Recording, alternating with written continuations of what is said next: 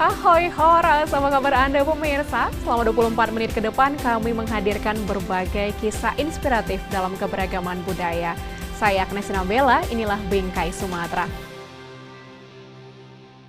Sosok inspiratif kali ini adalah anak muda asal kota Medan yang menjadi Duta Bahasa DKI Jakarta.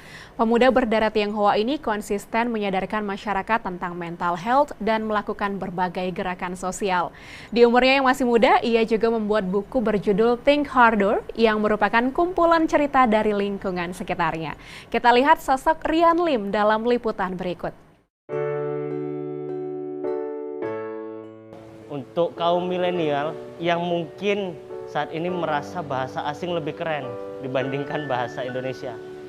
Dan pada saat ini itulah tanggung jawab kami sebagai duta bahasa yang masih milenial juga, mengajarkan sebenarnya bahasa Indonesia itu bermanfaat kok, seru kok.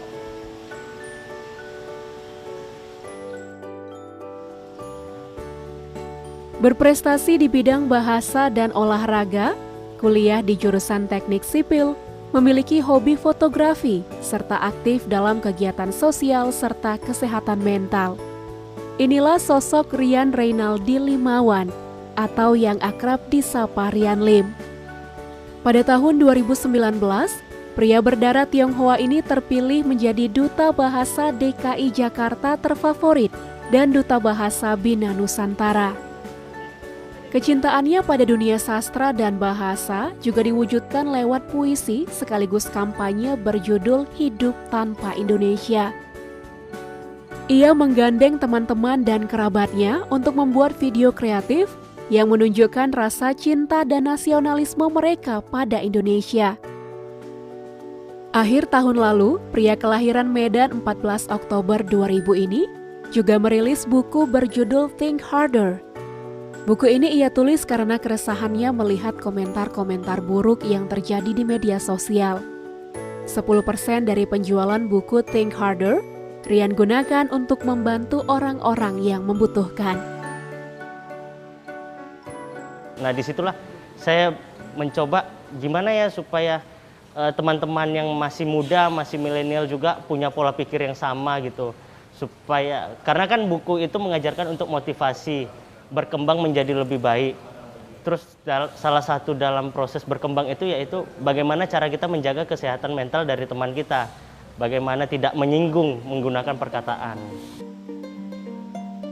Prestasi di dunia olahraga juga telah Rian torehkan sejak duduk di bangku sekolah. Ia pernah meraih medali emas dan perunggu dalam ajang karate internasional di Malaysia tahun 2016.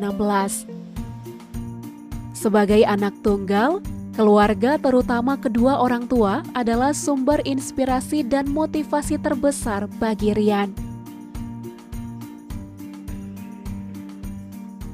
Dialah yang memilih apa yang dia inginkan dan apa yang ada di dirinya.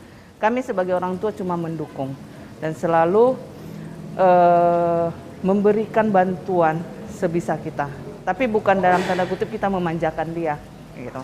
Jadi dia harus berprestasi sesuai yang ada di dalam diri dia, bukan sesuai yang apa yang kita mau gitu.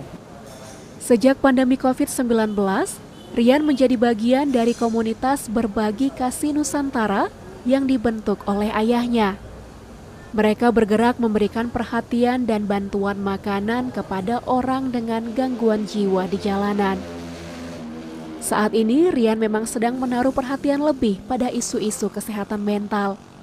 Bersama Rihan Kreatif, platform peduli kesehatan mental, Rian melakukan edukasi kepada generasi muda tentang pentingnya menjaga kesehatan mental.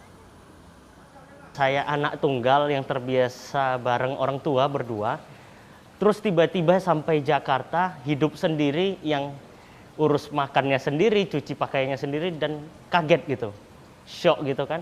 Terus saya di situ jujur ada depresi, berpikir untuk bunuh diri pernah, berpikir untuk berhenti kuliah pernah, dan saya berpikiran, oh sepertinya teman-teman yang lain yang merantau yang posisinya seperti saya pasti mengalami hal yang seperti ini juga.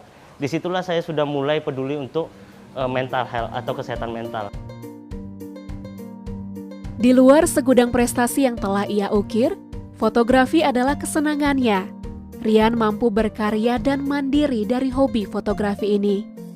Sosok Rian yang begitu aktif dan positif menjadi teladan bagi generasi seusianya, bahwa usia muda adalah saat yang tepat untuk mengisi hari-hari dengan penuh semangat dan inspirasi.